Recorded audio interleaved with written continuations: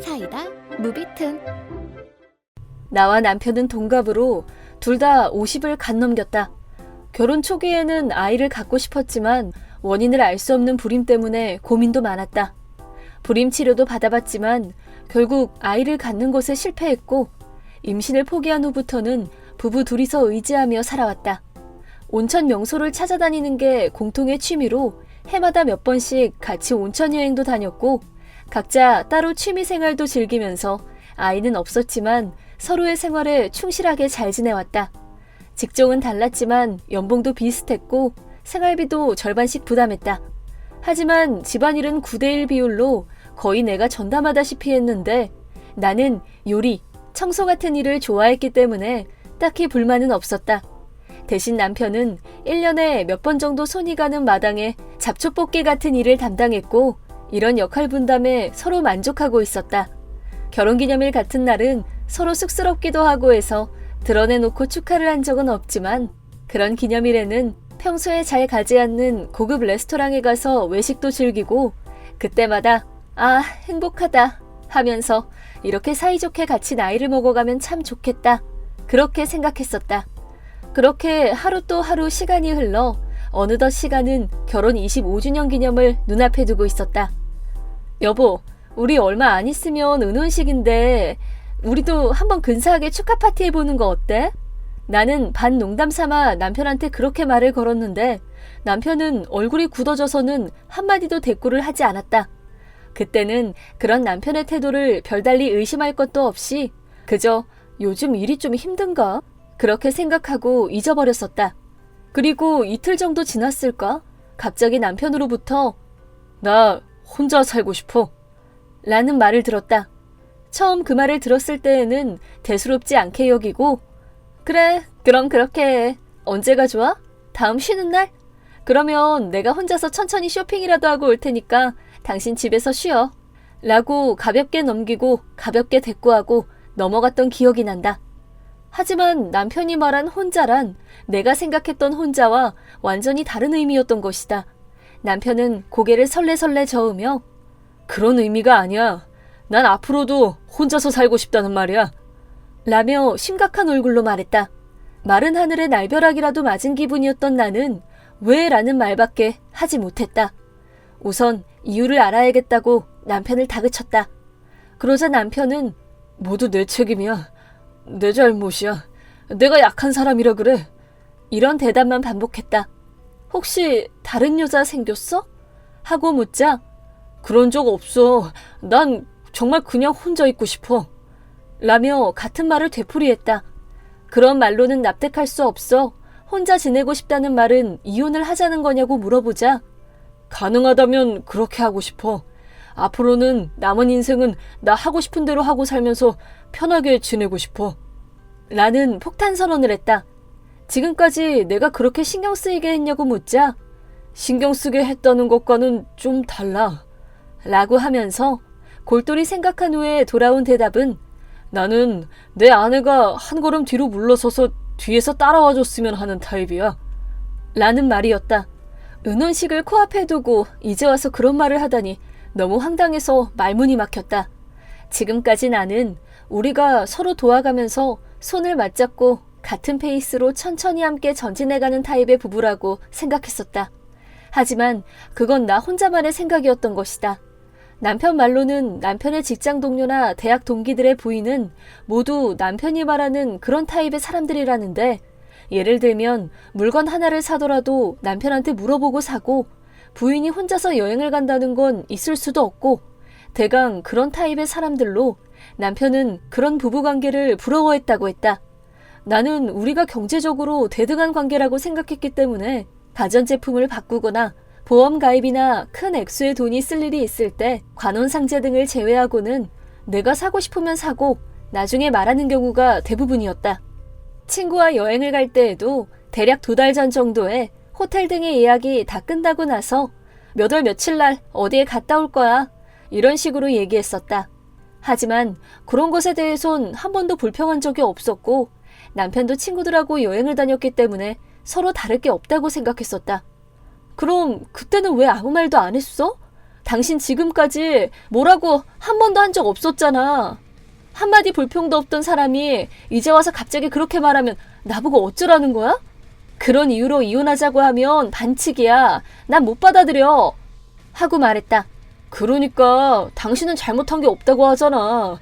모든 게 내 책임이고 내 잘못이고 내가 약해 빠진 거라고 아까부터 말했잖아. 당신 탓을 하려는 게 아니야. 라고 말하며 이혼은 나의 이기심으로 꺼낸 말이니까 재산 분할을 내가 포기할게. 상관없어. 위자료가 필요하다면 이 집을 당신 명의로 해도 좋고. 남편의 태도는 단호했다. 그렇게까지 해서라도 꼭 이혼을 해야겠어? 라고 묻자 부탁이야. 나는 인생을 처음부터 다시 시작하고 싶어. 라며 내 의견을 도저히 들으려 하지 않았다. 그렇게까지 해서라도 나랑 헤어지고 싶어 하다니.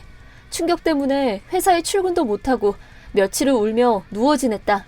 차라리 바람을 피웠다거나 좋아하는 사람이 생겼다라고 말해주는 편이 내가 감당하기는 더 쉬웠을 것 같다는 생각마저 들었다. 지난 25년 동안 남편은 줄곧 싫은데도 참아가며 나와 살아왔다는 건가?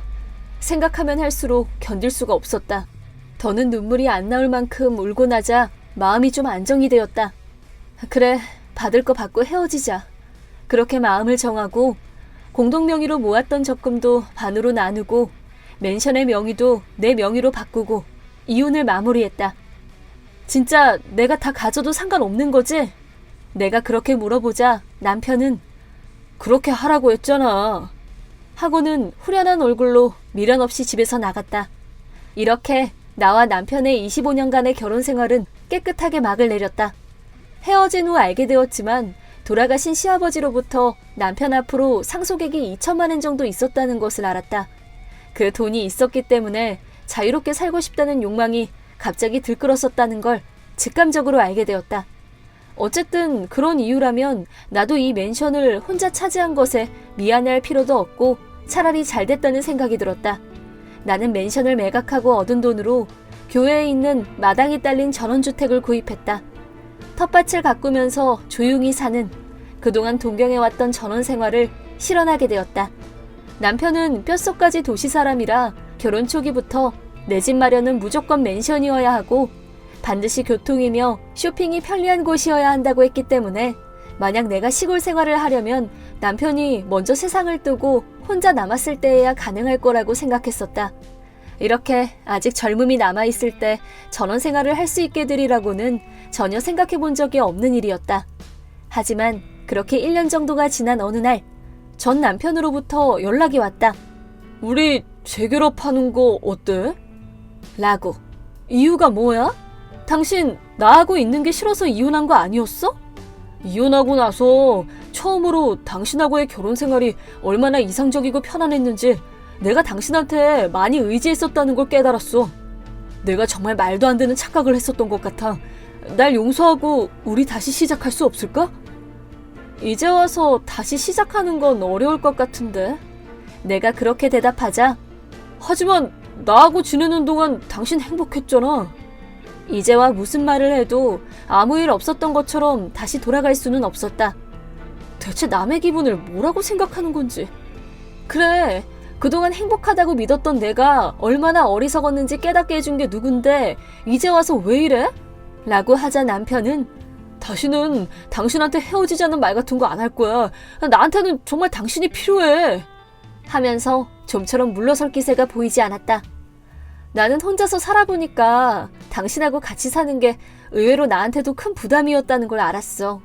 깨닫게 해줘서 고마워. 이혼해줘서 고맙고. 라고 말하고는 전화를 끊었다. 그 뒤 남편한테서는 더 이상 연락이 오지 않았지만 우연히 남편을 길에서 봤다는 친구 말로는 남편이 엉망으로 수염을 기르고 초라한 행색으로 힘없이 걸어가고 있었다고 했다. 남편은 고수입은 아니었지만 나도 벌고 있었기 때문에 생활은 두 사람 수입으로 꾸려나갔으니까 남편도 경제적으로 여유 있는 편이었고 저축도 해왔었다. 하지만 남편은 2천만 원의 유산을 받자마자 무슨 이유였는지 회사에 사표를 내버렸다. 지금껏 한 번도 돈 관리를 해본 적이 없는 남편은 자기 월급으로 아무런 불편 없이 살아왔으니까 2천만 원이라는 거금이 있으면 이혼하고 직장 따위 다니지 않아도 충분히 생활이 될 거라고 착각했던 게 분명하다. 드디어 자유롭게 살 수 있다고 들떠 있었겠지만 그 돈은 1년도 채 되지 않아서 바닥이 났고 집도 직장도 없이 노숙자 생활로 전락하게 된 것이다. 사정이 그렇다 보니 나에게 품었던 불만이나 그딴 건 이미 중요한 게 아니라는 생각이 들었을 테고 유산 받고 이혼하고 그걸 탕진하고 나서 자기 편의에 따라 적당히 둘러대면 내가 받아줄 거라고 기대했다는 건가? 정말 어리석고 자기중심적인 인간이라는 게 시간이 지날수록 선명해졌다. 처음에는 나도 미련을 떨쳐내지 못하고 가끔씩 추억을 떠올리며 복잡한 마음이 들기도 했지만 지금은 그런 사람이었다는 걸 이제라도 알게 되었으니 헤어진 게 차라리 잘된 거라고 진심으로 생각하고 있다. 이번 영상은 어떠셨나요? 재밌게 보셨다면 구독, 좋아요에 댓글까지 달아주시면 감사하겠습니다. 그럼 다음 영상에서 만나요.